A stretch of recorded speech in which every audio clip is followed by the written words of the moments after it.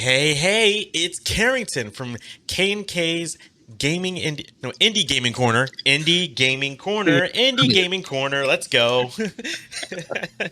Have a rad day. Yeah, that's it. We're packing up. We're going. We're leaving. It's been a long morning already for me, so I apologize. K&K's Indie Gaming Corner. Booyah. Let's go. Let's get her done. Here with my good friend, Kyle. That is me. How are you this morning, good sir? I am slowly waking up. Got my coffee. I'm ready to Nice. roll. I might not be Nice. on the level of wake up like you are, getting buff and getting ripped, but You know I got how I coffee. Yeah, I've been up since 5 o'clock this morning. Just got back from the gym and hit record. So let's get into it. Do it. Let's do this. So the game we decided to review, it just came out. So as of this recording, you can go and get it right now. Is Silt by Spiral Circus. It is available on all platforms. It is not on Game Pass, if I remember right, because I don't remember playing on a Game Pass. So what is Silt? Silt is a surreal, and I'm reading this description straight, so just letting you guys know. Silt is a surreal underwater puzzle adventure game.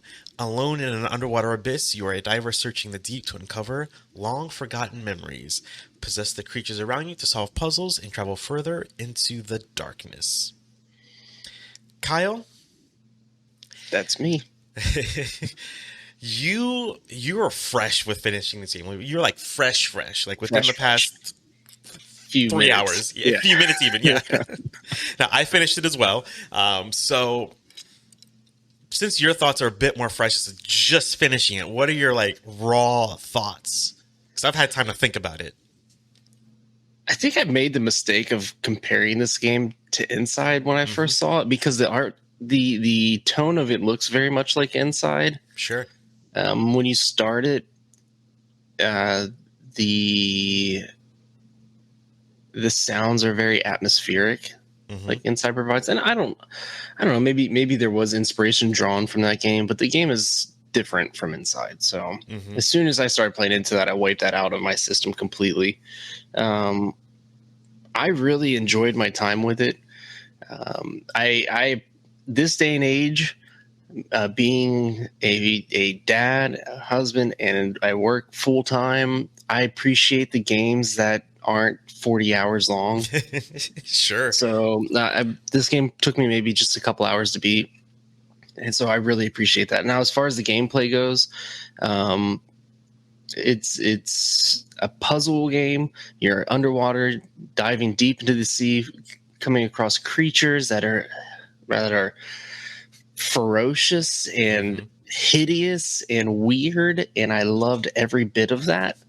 I really enjoyed my playthrough with this, and because it's not very long, I'll probably enjoy playing through it again in the future, which I think games that tend to do that tend to cut it a little shorter than they need to are smart, because you play more and more of a game, and I don't want to call it a simple game, because the game it gets very challenging, especially towards the end, where they cut it off shorter than maybe they need to. It allows you to walk away from it feeling like, that was a good experience. I didn't feel like it was overplayed. So I really appreciated what Spiral Circus did with this game. So I don't know, what were your impressions of it?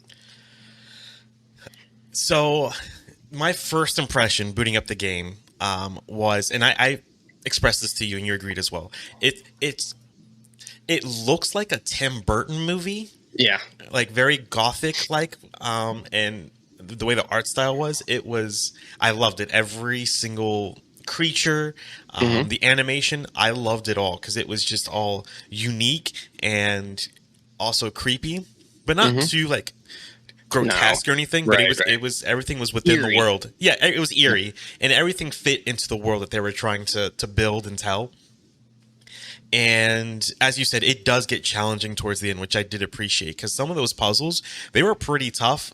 Even once I figured out what to do, it was also hard to execute sometimes. So just this is chapter. I can't remember if this is 3 or 4, but it's towards the end. Where you have these like worm-like creatures that come out and It's grab you chapter and eat 4. you. Yeah. Yeah. It took me forever to finish the first time, where you have to get by like 4 of them to get these amoeba-like creatures to kill them. Mm-hmm. It took me forever to do that. I'm like, I know what to do, but it took me forever. Yeah. So I was thinking about that with a game that's so short. Is it a problem having puzzles like that where it does take you a handful, if not more than a handful of times, trial by error to get through it? No, in my opinion. I think Right. if it's a longer game, Yeah. it's harder. That's why Souls-like games kind of turn me off, Mm-hmm. because they are longer. And I don't have time to play.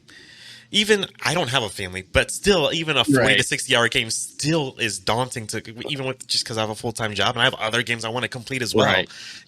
So I mean, even with the difficulty of Silt towards the end, it still only took me like a couple hours to complete. So it wasn't even like a big of a deal anyway. Yeah. And you feel rewarded once you finish it too.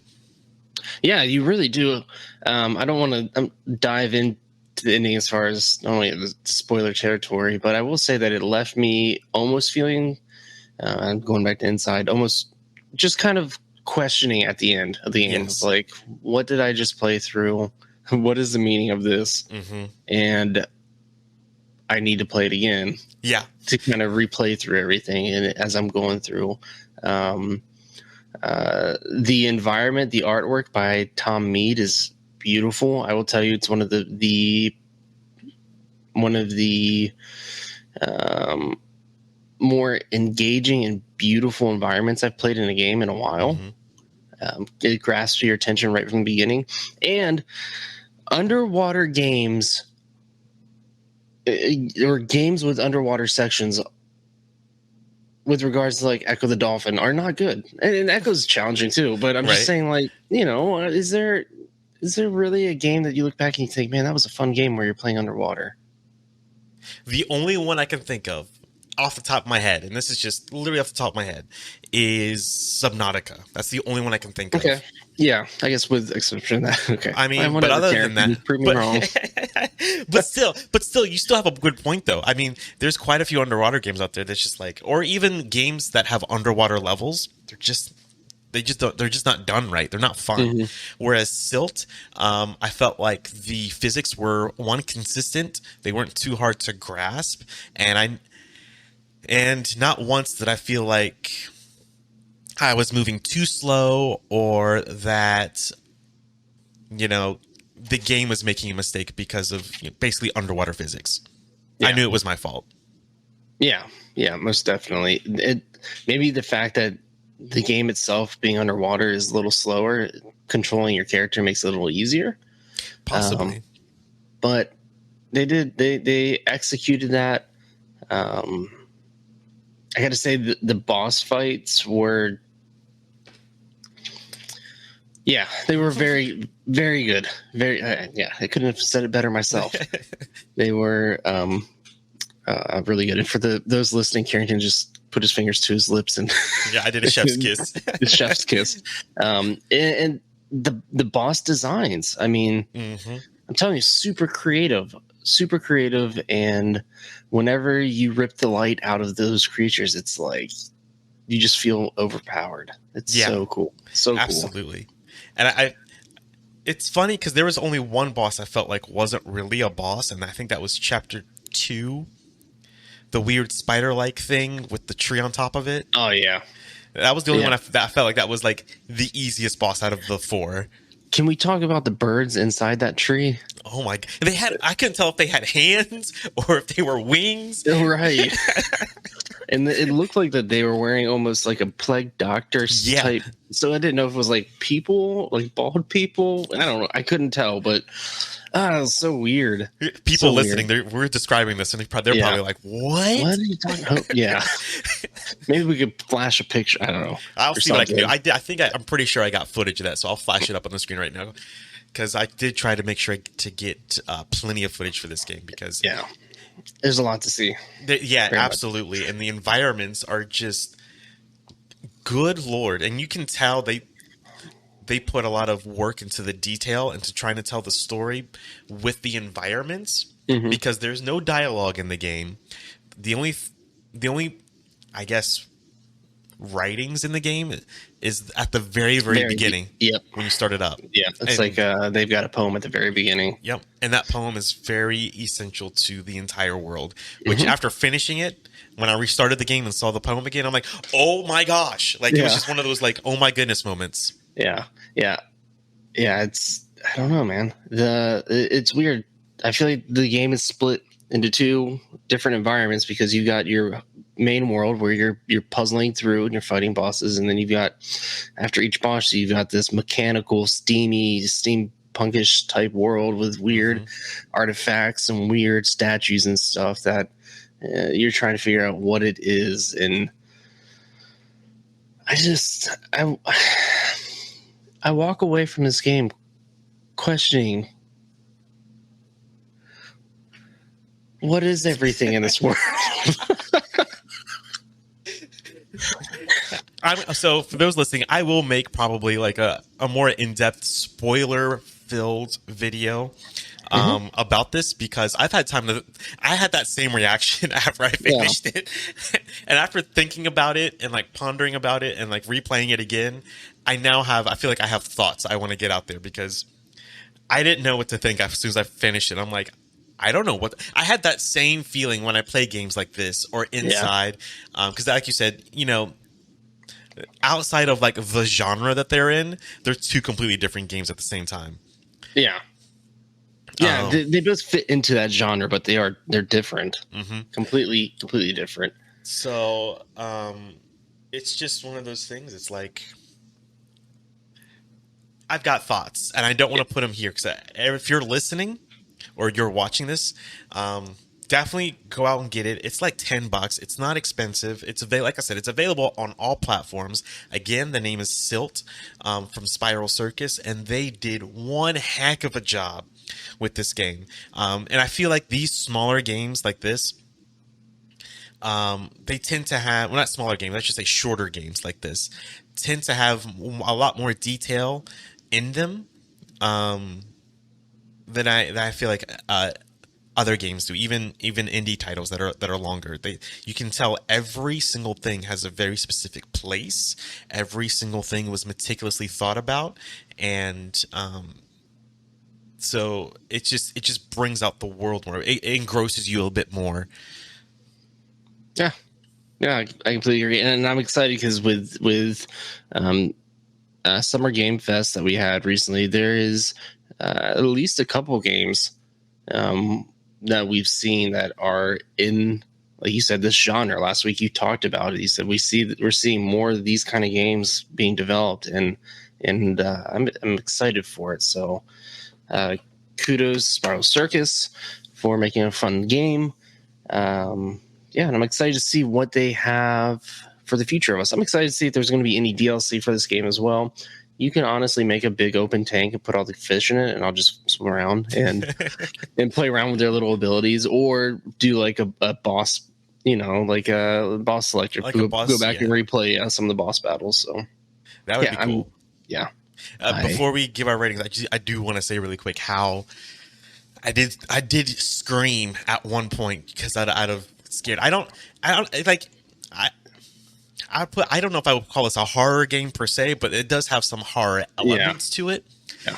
And that puzzle I brought up earlier with the long worm-like creature that ate you, had no idea it was even there. So when I went The by first it, one snaps yeah, you. Yeah. yeah. As soon as it grabbed me, I went, ah!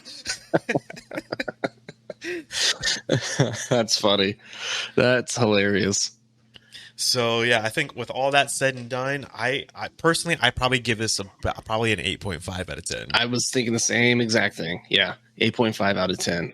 Wow, we're on the same wavelength here. Same wavelength, great Yeah, minds, man, great minds. we think alike. So yeah, Spiral Circus. Yeah, we are.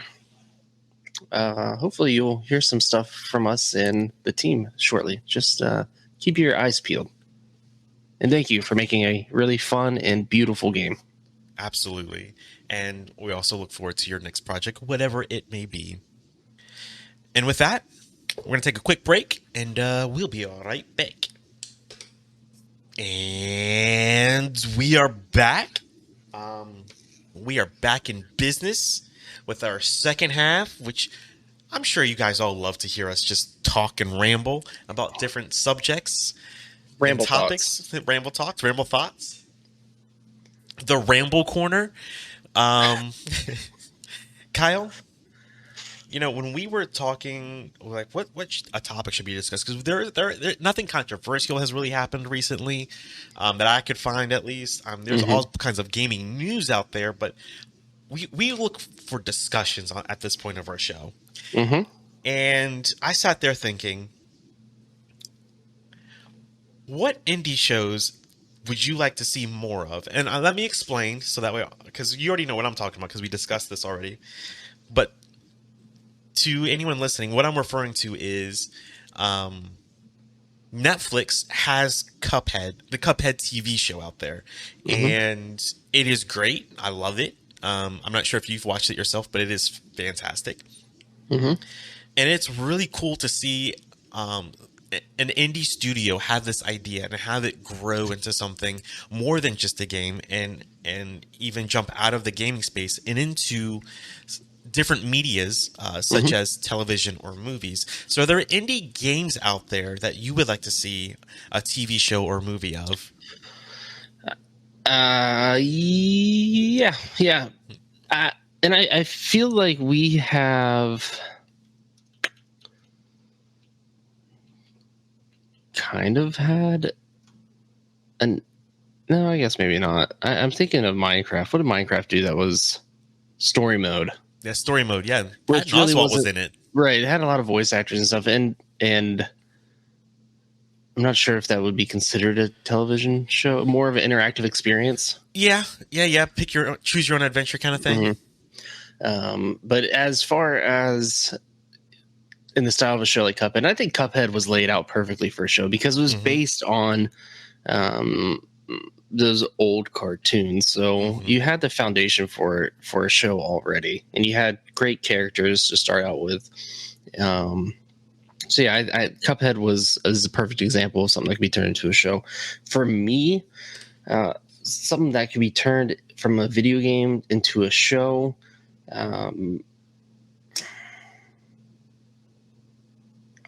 Part of me wants to say like Hollow Knight would be a great world for that, as well as I don't know. You've got a huge world, beautiful art, but as far as the story itself, it would probably be kind of interesting. But I don't know. It's kind of difficult to think like how could something from gaming go into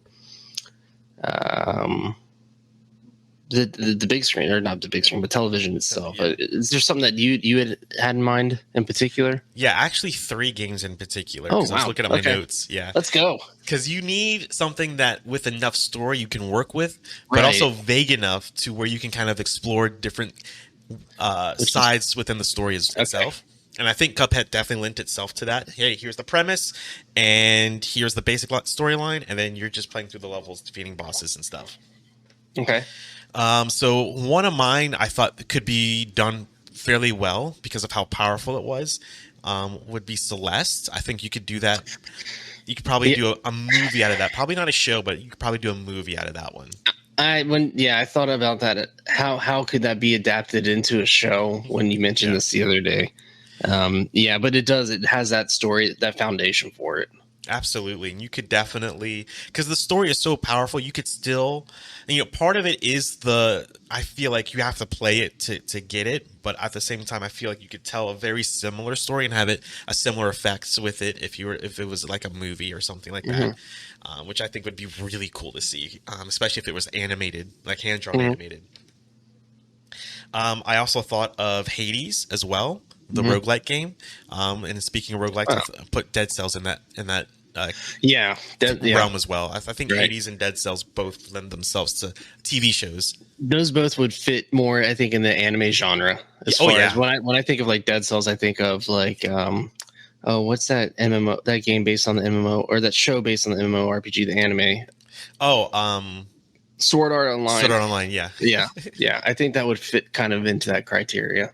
Absolutely. So those are like kind of my three. I feel like Hades and Dead Cells could definitely be TV You shows, you could know? take anything Supergiant does and make that Oh into yeah. a show. Yeah, I Absolutely. mean Transistor, Bastion, Pyre, Hades, anything that they do, it's heavily narrated. They've got the character development there. Really, you could make whatever they do into a show. Yeah. And, and their art is always beautiful, and it lends itself to something like a TV show as well, Hmm. very easily. So those are kind of like my choices, because some of the games we review, I was looking through the list and stuff, and games I've played recently when we were talking about this, and I'm like, maybe not. Yeah, There sometimes things should just stay a game. yeah, yeah. I think that fits with the whole genre that we just talked about with Silt and Inside. Because I was thinking, like, how could could Limbo, any of those be made into a game? But no, or a show. It'd be hard. I The, think it'd be really hard because of how vague they are. yeah, the story is not. It's not in your face there, Yeah. as opposed to games like Celeste or Dead Cells. Um, If you were to do something like an Insider Silt, it would have to be, basically a silent film. And by silent, I mean just no dialogue. I mean, obviously, the audio design would have to be insane. It'd have to be an 11 out of 10, um, because you're telling a story without dialogue. yeah, yeah, very much so. Huh. That's interesting. I mean, we've had other games, especially like recently. I mean, Netflix has Castlevania on there. They're getting ready to do That's right, yep. the Resident Evil's live action, but I think Among Us, I want to say, has something announced. that wouldn't surprise me. I mean, they're gobbling up all the fame right now. It's a huge game. Definitely, it blew up. Yeah. And I think with the success of, and I know Phil the Chef is going to roll his eyes when I say this, but with the success of the Sonic movies, hopefully that is a trend that keeps going forward, because as a video game movie, it works. Mm-hmm. It takes elements from the games, it does some original ideas at the same time, and it works well I mean, that's what video game movies tend to do anyway, but they just never work. Yeah. Yeah. If you would have gone back in time and said, "Hey, we're making a Sonic movie," and if you would have showed me the original trailer, I said, "This looks stupid, stupid." But yeah, they did a fantastic job. Now, I'm taking an indie game and making it into a movie. I think that would be maybe a little more challenging. Yeah, absolutely. Because you already have probably a vision that indie devs have. I mean, they already have so much freedom with what they're allowed to do and what they can do. So once you incorporate more people, more hands, more ideas, maybe it's probably a lot harder to execute their original ideas. Yeah. Wow. So if an indie game gets put into a show or a movie, would that be considered an indie movie or indie show? Kind of. I mean, there Maybe. are indie shows still. Yeah. There are indie animated studios out there as well. So they do Yeah. it. Like, I mean, there's Their own more thing. hands involved still, Yeah. but I mean, they do exist out there for sure. Oh. Got me thinking here. Got me thinking. See, maybe you can express your thoughts more on social media, because we're everywhere now. Yeah. We are on Instagram. We are on Twitter. We are on TikTok. We are on Twitch. And at all those places, and we're on YouTube. And all those places, we are at KK Indie Gaming. That's it. KK Indie Gaming. It's how I remember the name of this show, actually. It's easier. Kyle, I had fun as always, man. You have anything else you would like to say or express before we go? I put it out there every week. Send us a voice message on anchor.fm/KK Indie Gaming, and you'll find the voice message button there. It's super simple. All you do is hit record, send us your questions. Send us your opinions and your thoughts, and we'll discuss it on air. And leave us a nice 5-star review on Apple Podcasts. We would love to share your reviews on here. Also, I don't know if we vocalize this, but if you have not seen us on Spotify, go to Spotify and check out the podcast there, because not only do you have the audio version, but it automatically uploads our video version, which is on YouTube as well. So if you're a Spotify listener and you prefer Spotify over YouTube, Apple, Anchor, anything else, you will get maximum maximum K and K content. Yeah, K and K content. Pleasure wouldn't be. It's weird. Okay. Maximum enjoyment out of the podcast. So yeah, that's it. Very nice. And check us out on Twitch. We streamed last week Teenage Mutant Ninja Turtles, which we'll be talking about next episode. Yep. We're actually, it's a double header next episode, actually. It is. So be prepared for that. We'll be reviewing Teenage Mutant Ninja Turtles as well as Omari. So stay tuned for that. And as always, have a rad day. Bye.